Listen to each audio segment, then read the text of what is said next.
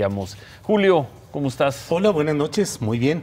Un crítico, hoy te leíamos en la mañana con lo que ha ocurrido alrededor de López Obrador. Sí, estamos una especie viviendo de ofensiva, decías, contra López Obrador. Por una parte, y por otra, desde luego, escribí una columna anterior en la cual hablaba de que este fenómeno, este proceso de las chuapas en Veracruz, pues proviene de la laxa apertura de Morena a una serie de personajes impugnados e impugnables provenientes del PRI, del PRD, del Partido Verde, que llegan y se infiltran y se meten en el Partido Morena sin ninguna condición real para mantenerse en la línea que dice el Partido Morena. Y por otro lado, pues una descomposición muy generalizada, acusaciones de corrupción unos contra otros, en medio de un país que no tiene la suficiente información sobre OHL, sobre Odebrecht, sobre los negocios de IGA, sobre tanta corrupción que hay en todo el país. Hoy están los actores lanzándose dardos y acusaciones que en el fondo pues nos muestran simplemente que estamos en un proceso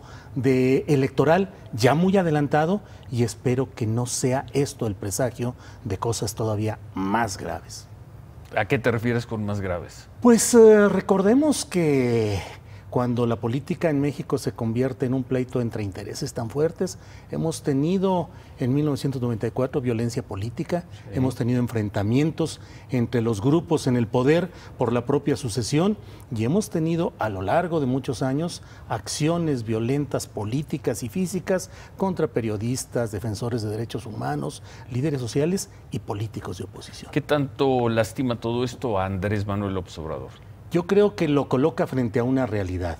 Hasta ahora ha sido el virtual candidato único definido, porque solo es el que tiene una presencia abierta como el virtual candidato de Morena. Hasta ahora ha estado adelante en las encuestas de opinión, con todo lo discutible que sean esas encuestas. Pero hoy se enfrenta, por un lado, a una serie de factores que están explotando los puntos débiles de su estructura. Y por otra parte, creo yo que es una llamada de alerta para su propia organización y su propio equipo, de que si siguen estas cosas va a ir decayendo esta condición de puntero de López Obrador. Bueno, vamos a ver esto de esta situación que se está dando en el Estado de México. Delfina Gómez, la candidata de Morena, aceptó hoy, un día después del debate, que sí le descontaba dinero a los trabajadores, parte del sueldo de los trabajadores, cuando fue presidenta municipal, pero también aclaró que no se destinaba a ningún grupo político, aunque los cheques que difundió Josefina Vázquez Mota, indicarían lo contrario.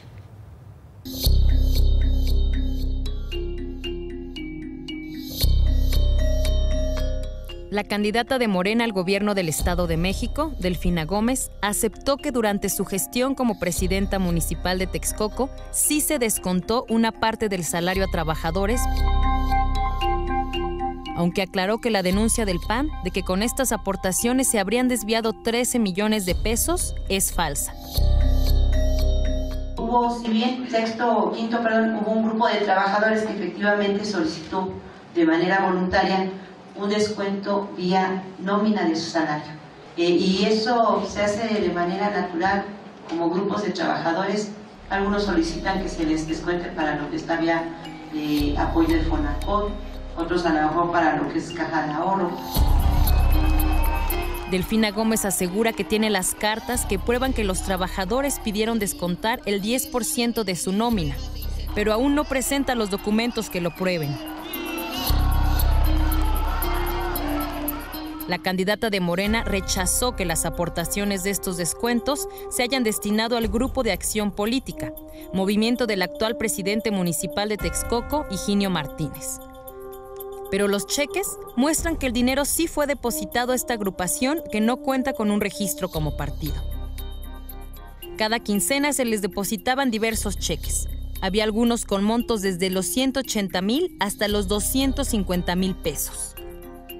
Delfina Gómez aseguró que 200 de sus trabajadores habrían sido los que donaron parte de su salario, es decir, el 34% de los empleados de todo el ayuntamiento, considerando que en el informe de labores 2013 declaró tener 587 empleados. Responsabilizo al presidente Enrique Peña Nieto de filtrar información parcial con el objetivo de apoyar la campaña de su primo, Alfredo del Mazo. Julio. Bueno, Josefina Vázquez Mota sacó los mejores réditos del debate soso acartonado que hubo en el Estado de México, pero ella consiguió, por un lado, no fue requerida para que explicara el asunto delicado de los más de 1,000 millones de pesos que recibió de manera triangulada a una organización de presunta defensa de los paisanos, y por otra parte colocó la banderilla, el tema en la agenda de este asunto delicado, que forma parte del esquema tradicional con el cual se financian tanto grupos políticos en diferentes municipios, particularmente en la propia Ciudad de México. El PRD continuamente descontarles el dinero para depositarlo para actividades políticas, y peor aún, en muchos casos, como en delegaciones del PRD en la Ciudad de México, directamente una parte del salario es entregado en efectivo al propio que te contrató como una forma de contribución. ¿Lastima esto a Delfina? ¿Seriamente? Sí,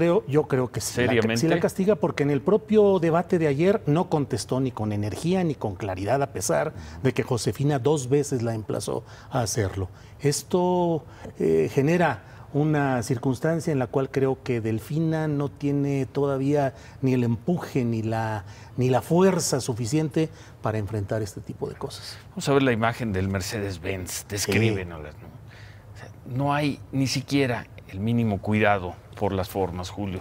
Después de todo, ven qué coche llega esta señora. Yo no sé si lo compró con su dinero y demás, pero no llegas en un Mercedes-Benz a una diligencia después de lo que pasó, ¿sí? No, claro, es insensibilidad política, y eso demuestra que simplemente las Chuapas es un lugar de una alta delictividad, de una gran violencia y con una gran presencia del crimen organizado.